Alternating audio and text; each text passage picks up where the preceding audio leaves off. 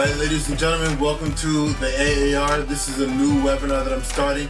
This is going to be featuring military personnel in the music industry and also military personnel who wish to join the music industry. This is to give you a little channel of insight. So you're going to meet some of my friends, you're going to meet some of the people that I work with, you're going to meet artists who are actually prior service or still serving in the military, who are actually making music, who are actually performing and doing their thing. You hear about how their experience in the military has affected the music, and of course how music affected or got them through their experience in the military. For me personally, I started out, music has always been a major part of my life. When I was in high school, I went to military high school, New York Military Academy up in upstate New York.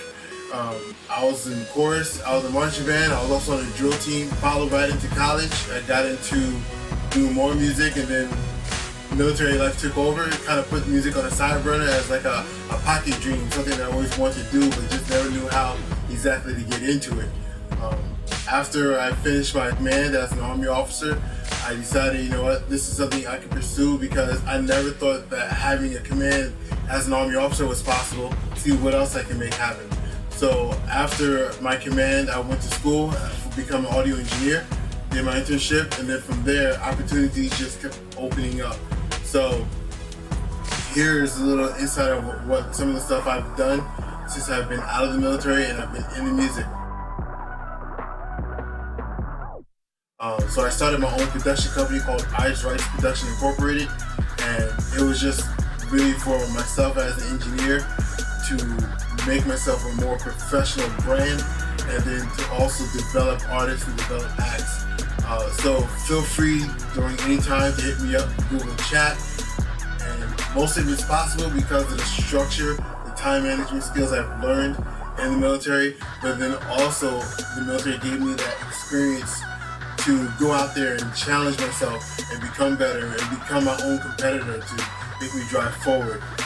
For me, I've always categorized events in my life via music. So I always have my go-to party songs. I have my go-to, want to get out of the depressive state song.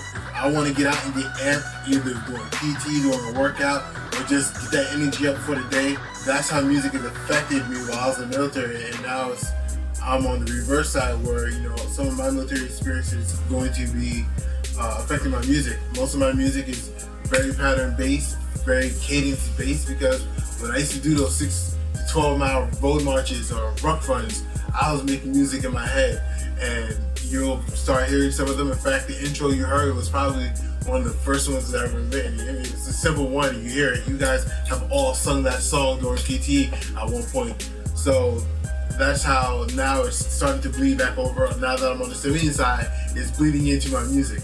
And that's what this channel is mostly going to bring about. It's going to bring in the ties. And you'd be surprised. One thing I learned when I got into the professional level, so many of the behind the scene guys, some of your favorite hip hop and pop artists, a lot of them, to their credit, are Marine Corps or Army communications NCOs.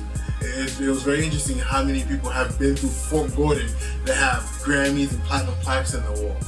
So it's just been a very interesting thing, and we've become like our own internal network. So you're actually going to hear some experiences and some insight from them too later on, and then you'll get to meet some of the people that I've worked with.